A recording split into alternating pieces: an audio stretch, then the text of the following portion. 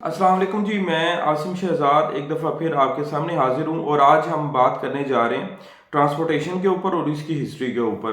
There are number of ways जो transportation के आज हमारे पास अवेलेबल है, लेकिन ये इनमें एवेल्यूशन, इनमें ये इतनी ये जिद्दत कैसे आई और ये कहाँ से स्टार्ट होती है, मैं आपको इसके बारे में थोड़ा सा कुछ बताना चाहूँगा। बोट का जो कॉन्सेप्ट है वो बहुत पुराना है।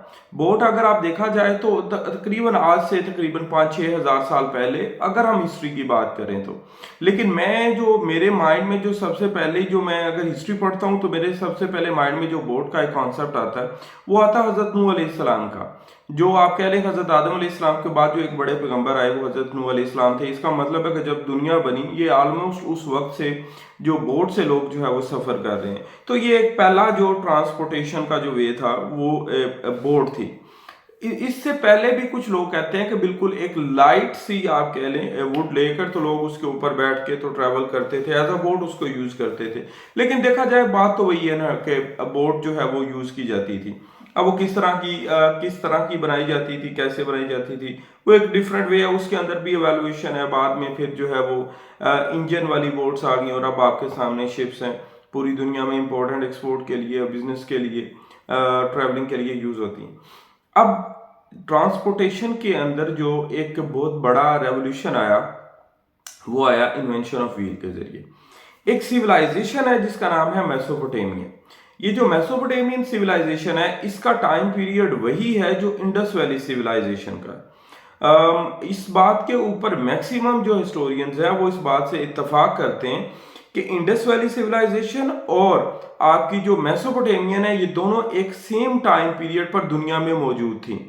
वो इस तरह से कि जिस तरह की सील्स, जिस तरह की चीज़ें इंडस वैली सिविलाइजेशन की साइड से मिलती हैं आर्कियोलॉजिस्ट को ड्यूरिंग द जो वो प्रोसेस कर रहे होते हैं, डेवलप करते हैं और चीज़ों को निकालते हैं, उसी तरह के सोर्सेज जो हैं वो उन्हें मेसोपोटामिया से भी मिले। मेसोपोटामिया सिविलाइजेशन जो है ये रिवर यूफ्रेट्स और टिग्रिस के दरमियान थी। यूफ्रेट्स एंड टिग्रिस में दजला और फिरात, जो आज अभी जो अगर करंट लैंड वो देखें तो वो हमारी इराक बनती है। इराक के अंदर ये सिविलाइजेशन मौजूद थी। तो इसका जो सबसे पहले व्हील बनाया गया वो मेसोपोटामिया में बनाया गया। और इसका कॉन्सेप्ट कैसे आया कि व्हील का कि लोगों के माइंड में कैसे आया कि व्हील भी कोई चीज़ होनी चाहिए। तो उसके पीछे एक और कॉन्सेप्ट है। आपने अगर कोई वीडियो देखी हो या आपने कोई पिक्चर देखी होगी कि जो लॉग होते हैं, मतलब लकड़ी का, वुड का एक बड़ा पीस गोल जो होता है, जैसे तना होता है दरख्त का, उसको काट लिया जाए, उसकी शाखें काट के उसको बिल्कुल ऐसे प्लेन कर लिया जाए। दो आप अगर वो लॉग रखते हैं और उसके ऊपर आप कोई भी एक हैवी चीज रखें और उसको पुश करें, आहिस्ता सा भी पुश करें, तो वो ऐसे रोल होता हुआ जाएगा। तो ये जो व्हील का कॉन्सेप्ट है ये वहां से आया। और उसके बाद पहले व्हील बनाया गया, लेकिन उसके बाद जो सबसे बड़ी प्रॉब्लम उसकी एक्सल थी, क्योंकि वो बहुत बम्पी था। बिकॉज आजकल की तरह के उनके पास जो है वो व्हील बैलेंसिंग की तो कोई वर्कशॉप या ऐसा सिस्टम नहीं था। व्हील बैलेंसिंग का कोई कॉन्सेप्ट नहीं था। तो और एक्सल जो था वो स्टार्ट में इसी तरह से था, but with the passage of time वो उसको इम्प्रूव करते गए। और देन इसके बाद उन्होंने इसको कार्ट बनाया, एनिमल्स जो है एनिमल्स को यूज़ किया। ये मेसोपोटामिया के लोगों ने किया। और ये चीज़ें उस वक्त स्टार्ट होती हैं जब लोगों ने नोमैडिक वे ऑफ लाइफ को बिल्कुल छोड़ दिया और एग्रीकल्चर स्टार्ट कर दी। तो एग्रीकल्चर के बाद ही व्हील का कॉन्सेप्ट आता है, क्योंकि जो एग्रीकल्चर प्रोडक्ट्स होती थी ना, लोग तो खुद तो एनिमल्स के ऊपर भी सफ़र करते थे, लेकिन ये व्हील बनाने का कॉन्सेप्ट इसलिए आता है कि जब लोगों को बहुत ज़्यादा सामान एक जगह से दूसरी जगह मुंतकिल करने में परेशानी का सामना हुआ तो फिर ये व्हील बनाया गया। और वो जाहिर सी बात है एग्रीकल्चर प्रोडक्ट्स होती हैं जिसमें ये व्हीट, राइस वगैरह शामिल है। अच्छा जी, उसके बाद हमारा ये सफ़र शुरू होता है और उसके बाद ये कार्ट का जो सफ़र है ये चलता रहता है। और ये ऑलमोस्ट अगर आप देखा जाए तो एनिमल्स के ज़रिए 19वीं सदी तक, 19 सेंचुरी तक जो है ये चीज़ें चलती हैं। वेल 1776 के अंदर जेम्स वाट ने जो है वो एक इंजन बनाया इंग्लैंड में।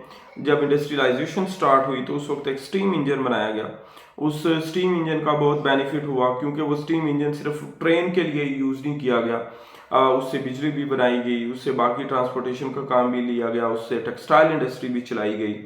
और उसके बाद ये चलता है, जैसे हमने राइट ब्रदर्स के बारे में सुना कि उन्होंने एरोप्लेन्स के बारे में कॉन्सेप्ट दिया, लेकिन उससे पहले एक मुस्लिम साइंटिस्ट थे, वो इसके बारे में एक्सपेरिमेंट कर चुके थे ड्यूरिंग द अब्बासिद खिलाफत का जो एक टाइम पीरियड है, अब्बासी खलीफा का टाइम पीरियड, उस टाइम पीरियड के अंदर मुस्लिम साइंटिस्ट इसके ऊपर काफ़ी काम कर चुके हुए थे। जो हॉट एयर बैलून है वो यूज़ किए गए उसी टाइम पीरियड के अंदर। और बट ये जो एक आप कह लें जो सबसे बड़ी एक चेंज आती है वो स्टीम इंजन की इन्वेंशन के बाद ही आती है। उसके बाद गाड़ियाँ बनाई गई और एरोप्लेन्स को बाकायदा यूज़ किया गया, और ये जो जेट्स हैं जो अभी हम देखते हैं, इसके फाइटर पायलट्स वगैरह, इनका सबसे बड़ा और एक बड़े पैमाने पे जो इस्तेमाल है वो सबसे पहले ये जो वर्ल्ड वार 1 और 2 के अंदर हमें नज़र आता है। और उसके बाद आज आप देख ले तो जो दुनिया के अंदर ट्रेन है वो more than 350 kilometre per hour की स्पीड से वो मूव कर रही है। तो ये एक एवेल्युएशन है पूरी दुनिया के अंदर जो व्हील है उसकी। अच्छा, अब मैं यहाँ पर एक एनालिसिस देना चाहता हूँ, वो ये है कि ये सिर्फ ट्रांसपोर्टेशन नहीं है, बेसिकली इस इन्वेंशन ऑफ व्हील के साथ बहुत सारी चीज़ें जुड़ी हैं। देखिए, आप इन्वेंशन ऑफ व्हील ना होती तो दुनिया के अंदर इतना बिजनेस ना फैलता। ये इंटरनेशनल ट्रेड, नेशनल और इंटरनेशनल ट्रेड आप दोनों देख लें, डोमेस्टिक और इंटरनेशनल दोनों ही नहीं होते अगर व्हील ना होता। अच्छा, अगर व्हील ना होता तो दुनिया के अंदर इतना जंग और इतना फसाद भी ना होता। आप ये देखें कि हम ये समझते हैं कि ब्रिटिश ने इंडिया के अंदर थ्रू आउट द इंडिया जो रेलवे ट्रैक्स बनाए वो इसलिए बनाए कि वो इंडियंस के लिए या इंडिया की प्रोग्रेस के लिए काम कर रहे थे। नहीं, ऐसा कुछ भी नहीं है। ब्रिटिश ने वो जो ट्रेन और वो जो सारे ट्रैक बनाए वो सिर्फ उन्होंने अपनी आर्मी को पूरे इंडिया के अंदर अफगानिस्तान तक, कलकत्ता से लेके अफगानिस्तान तक जो है वो इजीली पहुंचाने के लिए बनाए गए। तो ये जो दुनिया को डिफरेंट हमें कॉलोनियल एरियाज नजर आते हैं, जैसे फ्रांस ने अफ्रीका के बहुत सारे कंट्रीज को बनाया, ब्रिटिश ने इंडिया को और बहुत सारे कंट्रीज के ऊपर अटैक किया, उन पर हमला किया, इसके पीछे भी व्हील ही है। अगर व्हील ना होता तो ये किसी किस्म का कॉन्सेप्ट ही ना होता टैंकों का या गाड़ियों का, जिससे फिर ये जो इतनी ज़्यादा लोगों को, इतने ज़्यादा वेपन्स को एक जगह से दूसरी जगह पहुंचाया ना जा सकता। तो ये एक आप देख रहे हैं एक पॉजिटिव इम्पैक्ट भी है और एक नेगेटिव इम्पैक्ट भी है। डेफिनेटली दुनिया के अंदर जो भी चीज़ बनाई जाती है वो इंसानों के ऊपर ही डिपेंड करता है कि वो उसको किस तरह से यूज़ करते हैं, वो इसे पॉजिटिवली यूज़ कर रहे हैं, पॉजिटिव वे में कर रहे हैं या नेगेटिव वे में कर रहे हैं। ठीक है जी, that's all, this is about the history of the wheel. इंशाल्लाह आपसे मुलाकात होगी एक और टॉपिक के साथ। सी यू, अल्लाह हाफिज़।